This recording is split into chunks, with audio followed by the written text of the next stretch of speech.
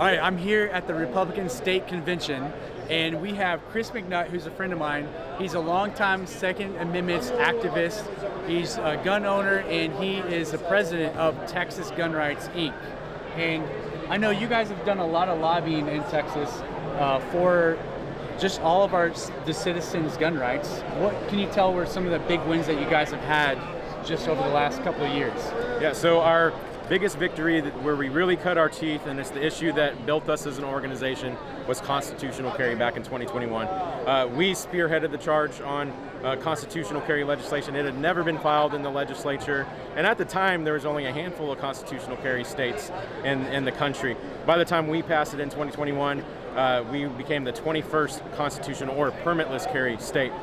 More recently, we spearheaded the fight to ban red flag gun confiscation laws without due process. So we were able to get that across the finish line last year, 2025, as well as passing universal reciprocity, recognizing all the licenses for all of the other 49 states. So if you can lawfully carry anywhere else, your permit will be recognized in the state of Texas, which makes Texans safer, because licensed individuals, they historically commit crimes at a lesser rate than uniformed peace officers. A lot of people don't know that.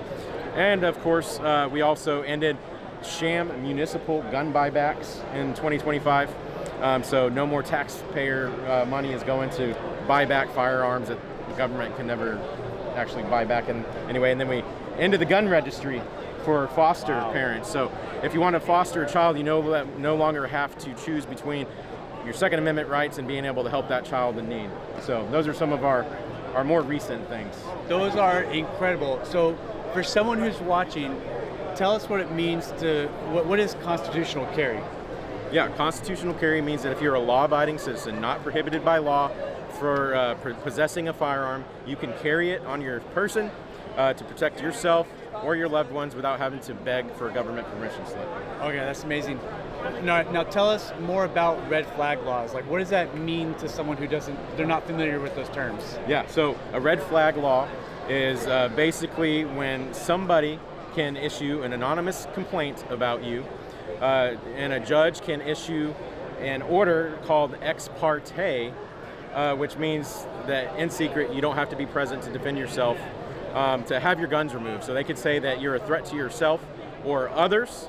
There's no burden of proof, and you can have law enforcement show up to your door to seize your firearms without you even knowing why they're there in the first place, and then you have to fight to get your guns back after the fact. And we've seen those abused all over the country, and it's even led to the death of lawful gun owners who are, the police showed up at the wrong house in the darkness. 4 or 5 a.m. in Maryland is one very popular example.